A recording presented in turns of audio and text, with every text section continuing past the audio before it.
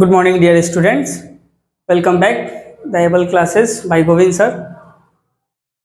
आज का वीडियो बहुत इम्पोर्टेंट होने वाला है क्योंकि हम स्टार्ट करेंगे इंग्लिश ग्रामर एकदम जीरो लेवल से बेटा। ठीक है, जीरो लेवल से स्टार्ट करेंगे। ठीक है, तो जिनको इंग्लिश ग्रामर में अभी तक कंफ्यूजन है, प्रॉब्लम्स आती है, इंग्लिश बोलने में दिक्कत होती है, ठीक है, उनके लिए ज़रूर है। सबसे इम्पोर्टेंट चीज़ हम जो भी बताएंगे आप लोगों को, क्यों है, कैसे है और क्या है, ये तीनों का आंसर देते हुए चले। ठीक है, ताकि आपको कोई डाउट ना रहे। इसके अलावा अगर डाउट कोई रह जाता है तो आप कमेंट सेशन में ज़रूर आकर हमको कमेंट करें। आपका गुरु आपके साथ है, मैं ज़रूर उस पर आपका डाउट क्लियर करूँगा। ठीक है, चलिए तो स्टार्ट करते हैं बेटा। प्यारा सा टॉपिक इंग्लिश ग्रामर, टॉपिक ही है इंग्लिश ग्रामर। ठीक है, इंग्लिश ग्रामर में बहुत सारे टॉपिक होते हैं, लेकिन आज हम स्टार्ट करते हैं जीरो लेवल से। तो क्या लिखेंगे बेटा? इंग्लिश। ठीक है, इंग्लिश। ठीक है, पहला चीज कि इंग्लिश को सब्जेक्ट की तरह मत पढ़ना बेटा। ठीक है, कभी भी पढ़ना तो इसको एज अ लैंग्वेज। इंग्लिश क्या है? तो एक लैंग्वेज है। ठीक है, तो हम इसको, ठीक है, भाषा की तरह पढ़ेंगे। ठीक है, चलिए तो अगर बात करें इंग्लिश की तो थोड़ा सा हमको जानना है हिस्ट्री। किसका भाई?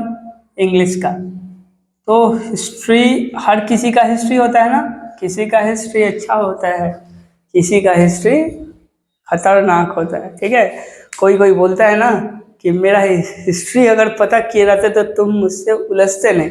ठीक है, तो वैसे ही हम इंग्लिश का हिस्ट्री पहले जान लेते हैं, क्योंकि हम भी तो उलझने जा रहे हैं ना। उलझने नहीं जा रहे हैं, दोस्ती करने जा रहे हैं इंग्लिश से। ठीक है, तो फ्रेंडशिप हो या दुश्मनी हो, ठीक है, दोस्ती हो या दुश्मनी हो, कभी भी करो बेटा तो पहले उसका हिस्ट्री जरूर जानो कि वो कैसा है, क्या है। ठीक है, उसके बाद ही आप उससे मित्रता करो। ठीक है, चलिए तो स्टार्ट करते हैं हिस्ट्री। किसका भाई? इंग्लिश ग्रामर का। तो इसका पुराना नाम क्या था बेटा? अच्छा, मैं ये कैप रख देता हूँ, बहुत डिस्टर्ब कर रहा है मुझे। ठीक है, दोनों कैप निकाल दिया। ठीक, चलिए तो इसका पुराना नाम क्या था? तो एंग्लिश। ठीक है, एंग्लिश इसका पुराना नाम था। और ये कौन से कंट्री में बोला जाता था? ठीक है, ओल्ड नेम, आप लोग साथ में कॉपी करते चलना बेटा। ठीक है, ओल्ड नेम। ठीक है, एंग्लिश था। और ये कौन से कंट्री में बोला जाता था? तो एंग्लोलैंड एक कंट्री था। एंग्लोलैंड एक कंट्री था। ठीक है, जहां पे क्या बोला जाता था? बताओ। एंग्लोलैंड एक कंट्री था जहां पे इंग्लिश लैंग्वेज था। एंग्लोलैंड कंट्री था, इंग्लिश उसका लैंग्वेज था। ठीक है, अब ये कंट्री जो है ना बेटा, ये कंट्री अपना नाम चेंज कर लिया। ठीक है, और ये एंग्लोलैंड से क्या बना? तो एंग्लोलैंड से इंग्लैंड बन गया। ठीक है, एंग्लोलैंड से क्या बना बेटा? इंग्लैंड बना। ठीक है, तो जब कंट्री का नाम चेंज हुआ तो उसने अपना लैंग्वेज भी चेंज करा और फिर अपने लैंग्वेज का नाम क्या डाल दिया? तो इंग्लिश। ठीक है, जो कि हम आज पढ़ रहे हैं। ठीक है, तो बता देते हैं फिर से एक बार में। एक कंट्री था जिसका नाम था एंग्लोलैंड, वहां का भाषा क्या था? इंग्लिश। ठीक है, अब ये कंट्री का क्या होता है? नाम चेंज हो जाता है। नाम चेंज होता है कंट्री का, और एंग्लोलैंड से क्या बन जाता है बेटा? इंग्लैंड। अब इंग्लैंड बन गया तो उसने अपने लैंग्वेज का भी नाम चेंज किया, इंग्लिश से कर दिया इंग्लिश। ठीक है, इंग्लिश और इंग्लिश, ठीक, दोनों में बहुत अंतर है। ठीक है, तो अब हम पढ़ रहे हैं ये इंग्लिश। चलिए आगे देखते हैं। ठीक है, तो देखो बेटा क्या था? तो साउंड होता है। ठीक है, क्या होता है बेटा? साउंड। लैंग्वेज कहाँ से प्रोड्यूस हुआ है? साउंड से ही ना। तो ये साउंड होता है। अगर इंग्लिश लैंग्वेज के अकॉर्डिंग चला जाए तो क्या होगा बेटा, तो साउंड कितने हैं 44, कितने हैं, तो नंबर ऑफ साउंड 44 है, ठीक है, ये याद रखना 44 साउंड है, ठीक। अब साउंड को दो भाग में डिवाइड कर दिया गया, अच्छे से समझना, ठीक है। एक क्या हो गया वोवेल साउंड, ठीक है, एक क्या हो गया कॉन्सोनेंट साउंड, ठीक है। साउंड को दो भाग में बांटा गया, पहले साउंड देखा गया, मेजर किया गया कितना है भाई, तो इंग्लिश लैंग्वेज के हिसाब से साउंड 44 हुए, ठीक है। और इस साउंड को दो भागों में डिवाइड किया गया, एक हुआ हमारा वोवेल और दूसरा हुआ कॉन्सोनेंट। आप सोच रहे होंगे कि हाँ ये तो हमने पढ़ा है, ए ई आई ओ यू का बात कर रहे हैं सर। नहीं बेटा, हम ए ई आई ओ यू का बात नहीं कर रहे हैं, हम साउंड का बात कर रहे हैं, ठीक है, हम साउंड का बात कर रहे हैं। ए ई आई ओ यू का बात बाद में होगा, वो लेटर है। यहाँ ध्यान से देख बेटा, कंफ्यूज हो जाएगा, फंस जाएगा एग्जाम में, ठीक है। हम क्या बात कर रहे हैं साउंड का, आप क्या समझ रहे हो लेटर, नो, ठीक। लेटर को लेटर किया जाएगा, यानी लेटर को बाद में देखा जाएगा, अभी हम साउंड देगा, ठीक है। तो साउंड को देखें तो ये कितना हुआ, तो ये हुआ बेटा हमारा 20, वोवेल साउंड 20, ठीक है, और ये हुआ हमारा 24, ठीक है। वोवेल साउंड 20 हुआ और कॉन्सोनेंट साउंड 24 हुआ, ठीक है। चलिए आगे देखते हैं कि ये वोवेल नाम क्यों पड़ा, वोवेल नाम क्यों पड़ा, कॉन्सोनेंट नाम क्यों पड़ा। जब हम साउंड को मेजर कर रहे थे ना बेटा, तो हमने देखा कि कुछ साउंड ऐसे हैं जो वक्कल कोड से निकल के आते हैं। वक्कल कोड कहाँ है, यहाँ ना, इसको क्या बोलते हैं वक्कल कोड, ठीक है। तो जो वक्कल कोड से निकल के आ रहा था उसको वोवेल साउंड बोला गया। Vocal cord vowel, vocal cord vowel, vocal cord vowel हुआ ना। तो जो वक्कल कोड से आ रहा था, वक्कल कोड यहाँ, ठीक है, उसको हमने क्या बोला वोवेल साउंड, ठीक है। और जो वक्कल कोड से नहीं आ रहा था उसको हमने बोला कॉन्सोनेंट साउंड। यानी 24 साउंड में से 20 साउंड ऐसे थे जो वक्कल कोड से आ रहे थे और बाकी के वक्कल कोड से नहीं आ रहे थे। तो कहाँ से आ रहे थे, टंग से, तीत से। देखो साउंड तो एक ही जगह से प्रोड्यूस होता है ना, आप कंफ्यूज मत होना, साउंड एक ही जगह से प्रोड्यूस होता है, लेकिन सपोर्टिव इंडेक्स हम लोग देखते हैं कि सपोर्ट उसको कहाँ कहाँ मिल रहा है, कहाँ से। जैसे आप एक बात बताओ, मेरे साथ करो, ठीक है। अब पापा बोलो, पापा हो गया ना, बिना होंठ सटाए पापा बोल के दिखाओ, बोल पाओगे, कोशिश ट्राई, बहुत सारे बच्चे कर भी रहे हैं, ठीक है। तो पापा नहीं बोल पाए ना, इट मीन्स कि पापा बोलने के लिए हमको किस चीज का हेल्प चाहिए हो, है ना, समझ गए, लिप्स का, ठीक। तो लिप्स के बिना हम पापा नहीं बोल सकते हैं, तो हम ऐसे बोल सकते हैं ना कि ये साउंड लिप के द्वारा प्रोड्यूस हो रहा है, कॉन्सोनेंट हुआ ना, समझ आया, ठीक है। तो वैसे ही बहुत सारे साउंड ऐसे होते हैं जो तीत के सपोर्ट से होते हैं, बहुत टंग के सपोर्ट से, बहुत सारे नोज के सपोर्ट से होता है, और कुछ कुछ वकल कोड से होता है। तो जो वकल कोड से निकल के आएंगे उनको वोवेल साउंड बोलेंगे, जो वकल कोड से नहीं आएंगे उनको कॉन्सोनेंट साउंड बोलेंगे। क्लियर हुआ बेटा, यहाँ से यहाँ तक क्लियर हुआ, ठीक है। चलिए तो आगे बढ़ते हैं। अब इस साउंड को, ये जो साउंड भैया हैं हमारे, इन साउंड भैया को हम लोगों ने साइन देना शुरू किया, ठीक है। हम लोगों ने क्या देना शुरू किया, साइन। पहचानेंगे कैसे कौन सा साउंड था ये, है ना। तो हमने जब साइन देना शुरू किया तो ये साइन कुछ इस तरीके का बन गया, फिर इस तरीके का बन गया, इस तरीके का बन गया, इस तरीके का बन गया। अरे ये क्या है सर, आप तो मुझे ABCD पढ़ा रहे हो। हाँ बिल्कुल, मैं ABCD ही बता रहा हूँ, ठीक है।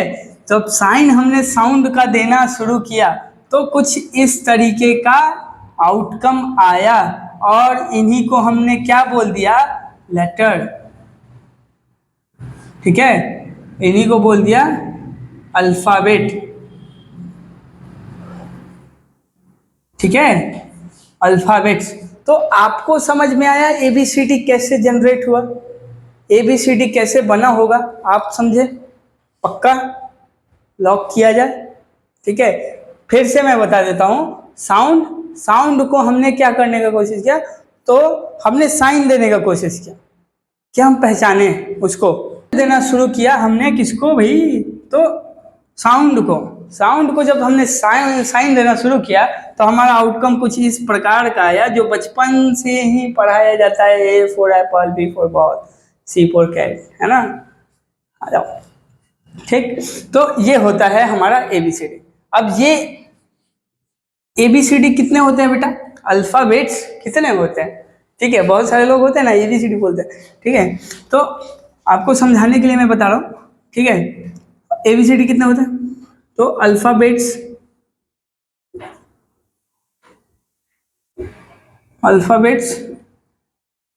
26 होते हैं ना।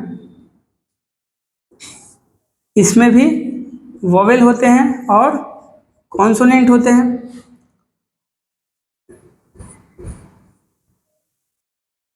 वोवेल और कॉन्सोनेंट ये होते हैं 5 और ये होते हैं 21, ठीक है। 26 हो जाए। अच्छा, सबसे most important question is that if sound is 24 then why alphabets is only 26। अगर साउंड 44 है तो अल्फाबेट 26 ही क्यों, है ना। इसलिए बेटा क्योंकि हमने 26 को ही साइन दिया, बाकी सबको साइन नहीं दिया, ठीक है।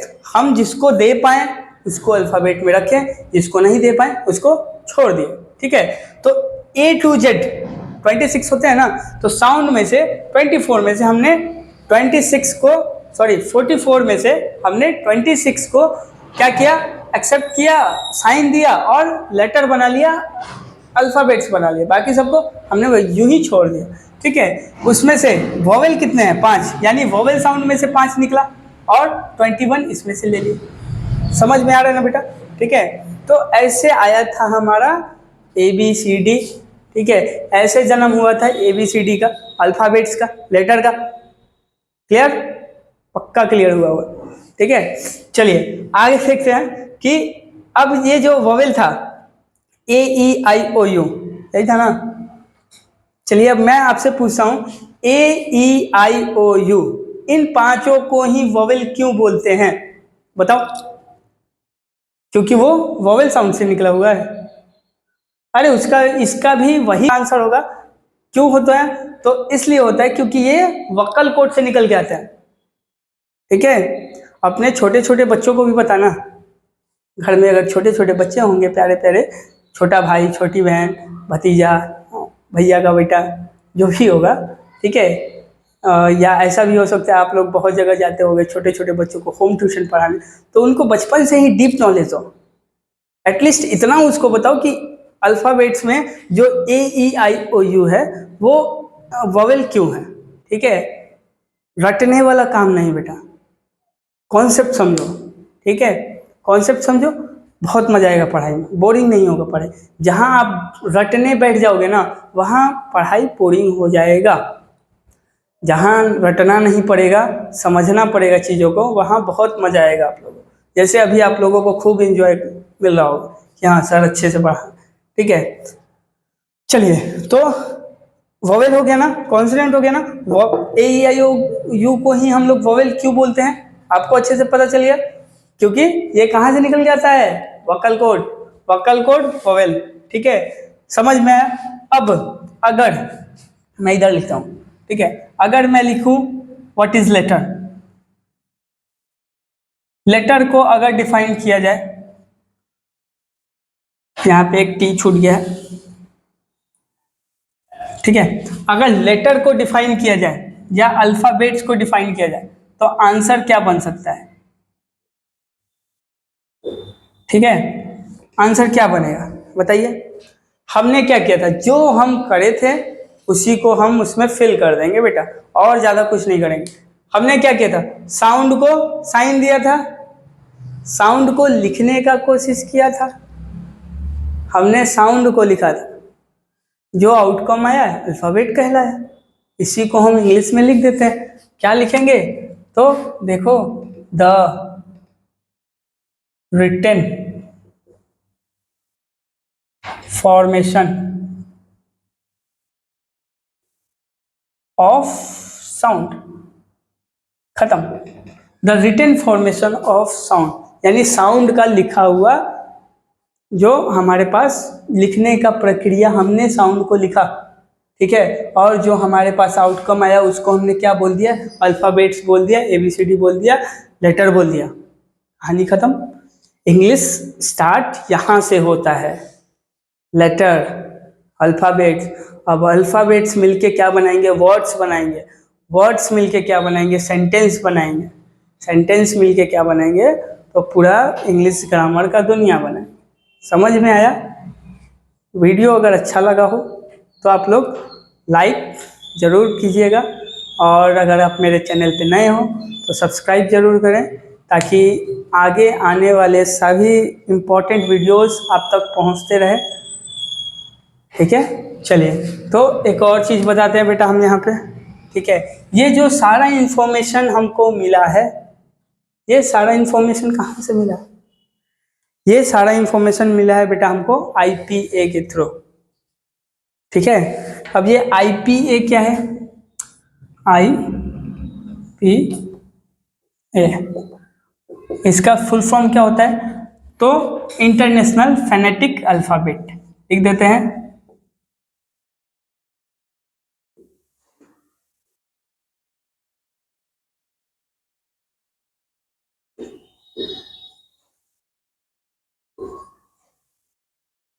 ठीक है, इंटरनेशनल फेनेटिक अल्फ़ाबेट।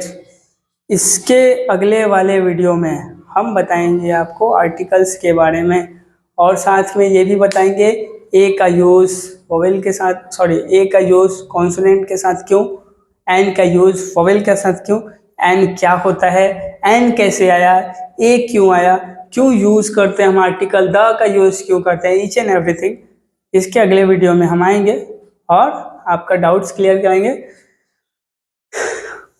फिलहाल के लिए बाय बाय।